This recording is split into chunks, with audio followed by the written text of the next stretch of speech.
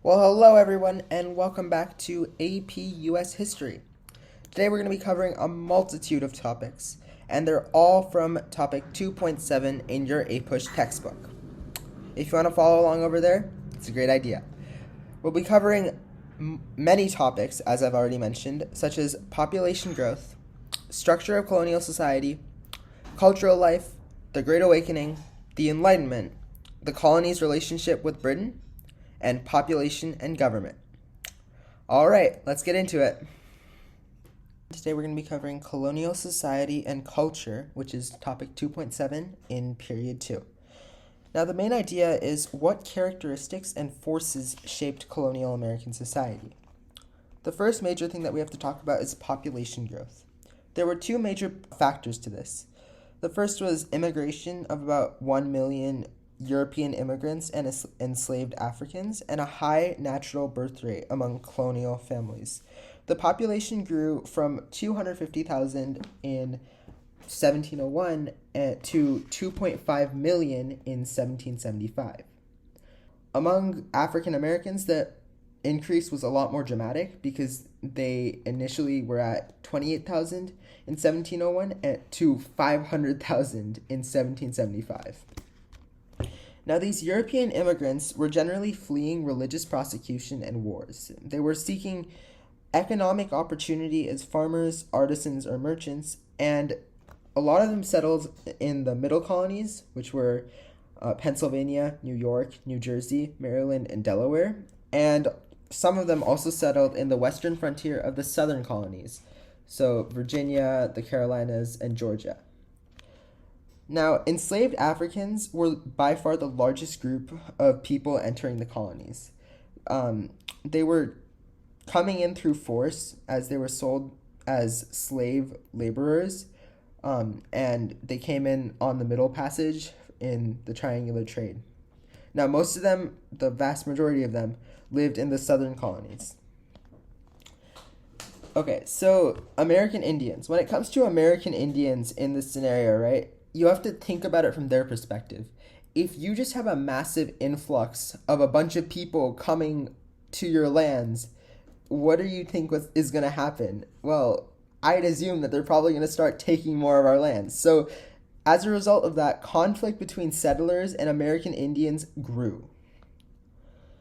Structure of colonial society. Colonies shared a lot of characteristics. They had religious toleration to certain extents.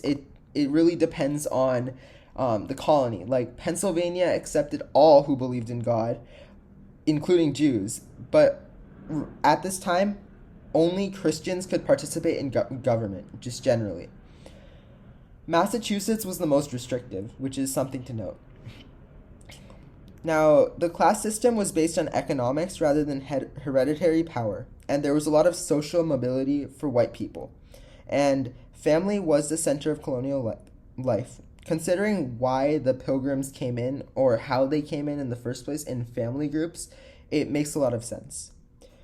Their economies were varied depending on the geography and the climate of each region. In New England, rocky soils and long winters led them to do two main things: subsistence farming to produce just enough for the family to eat, and shipbuilding, logging, fishing, trading, as well as rum distilling.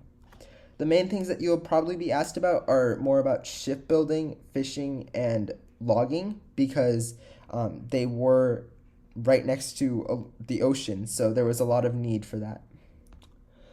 In the middle colonies, rich soil produced lots of wheat and corn for export to Europe and West Indies, so they relied a lot on farming in general. Indentured servants and hired laborers were usually the ones used. Think headright system and how the contracts were usually 7 years long. And their trade led to growth of cities, including New York, which used to be New Amsterdam, and Philadelphia. In the southern colonies, it had diverse geography and climate, which led to different agriculture practices.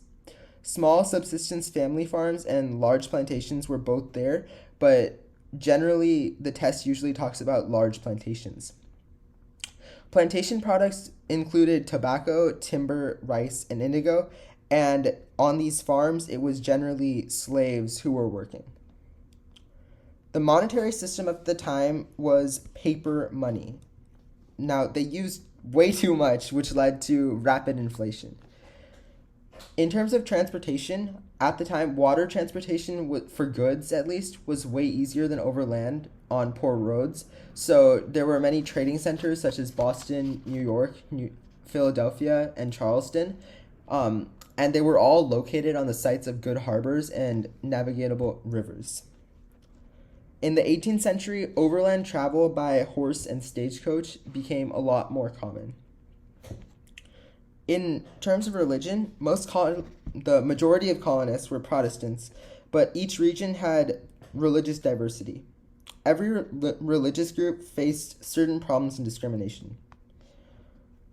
For cultural life, now there was a massive influx of achievements in the arts and sciences at the time. There were many advancements in architecture, painting, literature, and science. Education varied throughout the colonies depending on the location. In New England, there was the first tax-supported school to educate boys on the Bible. In the middle colonies, schools were either church-sponsored or private. In the southern colonies, parents gave children whatever education they could, but it was usually limited and there weren't any church-supported or private schools. For higher education, we had Harvard, Yale. Now, most of them were sectarian, which means that they promoted the doctrines of a certain religious group.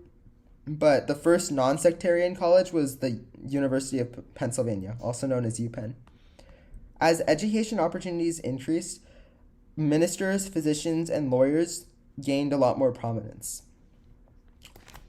For the press, news spread through local printing firms and postal systems. In 1776, there were over 40 newspapers being issued weekly in the colonies, which is a lot. The Great Awakening and the Enlightenment are two of the biggest movements that you need to know about for Unit 2. Now, the Great Awakening was a movement of fervent expression of religious feeling among the masses.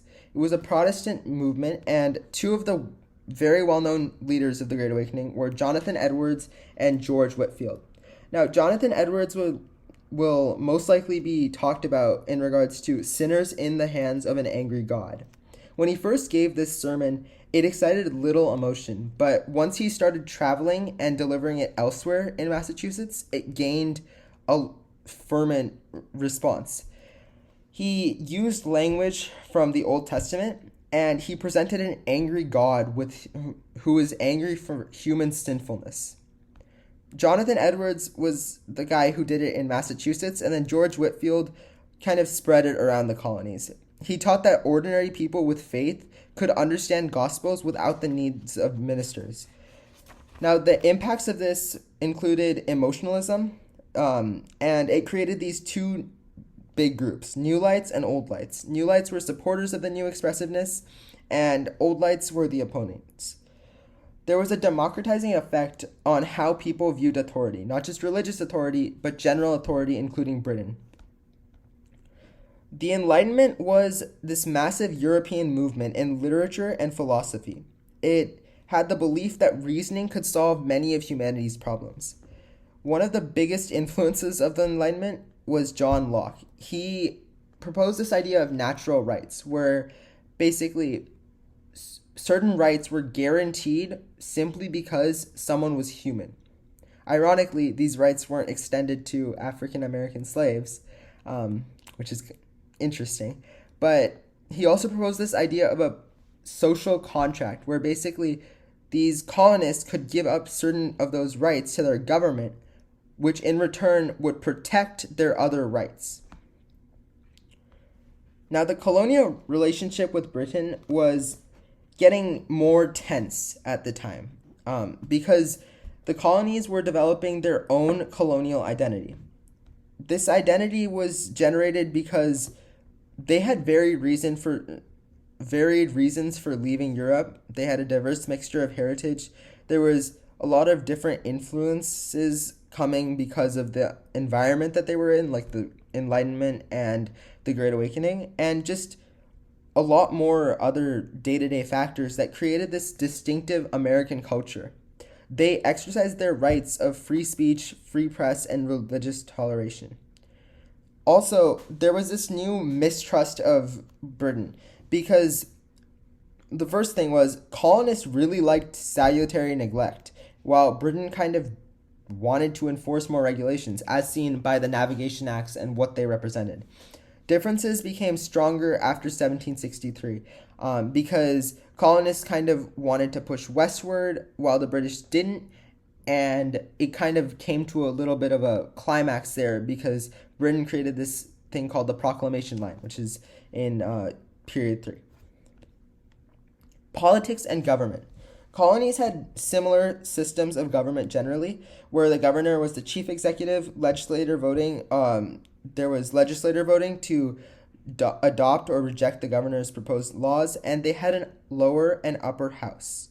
In towns and villages of New England colonies, the local government were basically the town meetings where people would come together to vote on public issues. Who could vote in these things? Well, laws prevented white women, poor white men, free black people, and slaves of both sexes from voting. However, religious restrictions were declining, so more and more people could vote. Political life in the colonies was restricted only to landowning white males, though. You had to be white, and you had to be male, and you had to own a decent amount of land. And yeah, that's all we have for today. Thank you for listening.